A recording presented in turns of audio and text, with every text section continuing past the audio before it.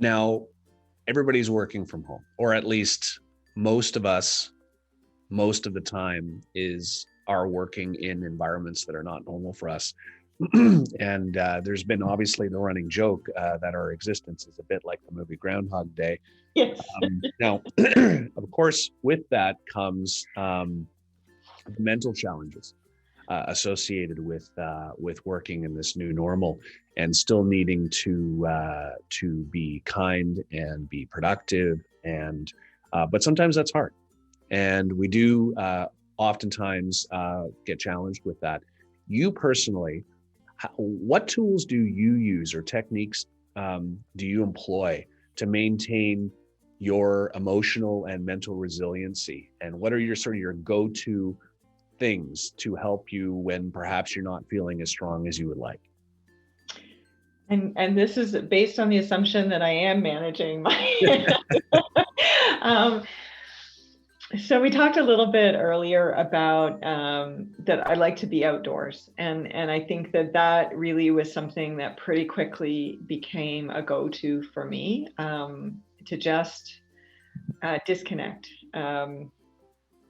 One of the downsides of the remote workplace is that you can say you work from home, but really you live at your work now. You now are experiencing your colleagues are my partner became my office colleague as well, and that can be a real challenge. That we need those outlets.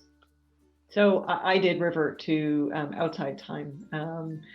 If I look at my I log my runs. I I had a big peak in the springtime, and I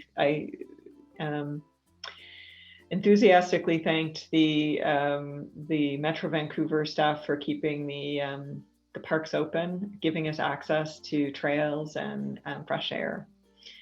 So that's something that I try and do, is just go outside, take a few minutes, take a break. I probably watch more adorable animal videos than I ever have in my life. Otters and beavers are particularly adorable.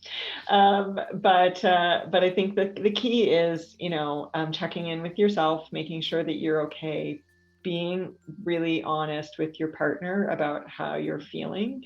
Don't let it build up, because they are your entire social network at this point. If you're fortunate enough to have somebody there with you, and otherwise to find somebody to have that outlet with. And then with the team, it's about checking in individually in a way that works for them.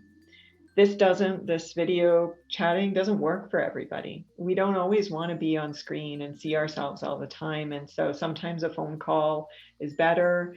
Some of my team members occasionally prefer just text chat.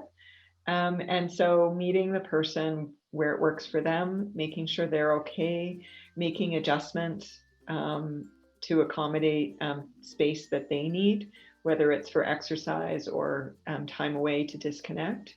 And then again, when I deal with my members, as much as possible, I try and be honest with them about how we're feeling. And if I find that I've responded in a way that is, if I'm short-tempered or I'm impatient, that's probably me, not them, and to let them know that that's not what I should have done, and my apologies, and this is where I am, and let's restart the conversation in a few hours when I've had a little bit of time to walk around, go outside for a few minutes.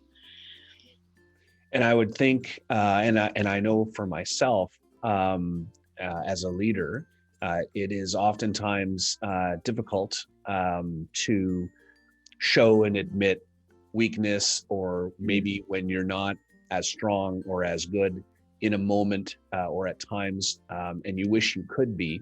I think your point is incredibly valid, is to give yourself permission to perhaps not always have to be 100% on your game, so that everybody recognizes that we're all in this together, not just the people that are are having to run things and take full responsibility for outcomes, but we're all at times not as strong as we'd like to be. So I think that the humility that you show there is a really strong lesson for everybody.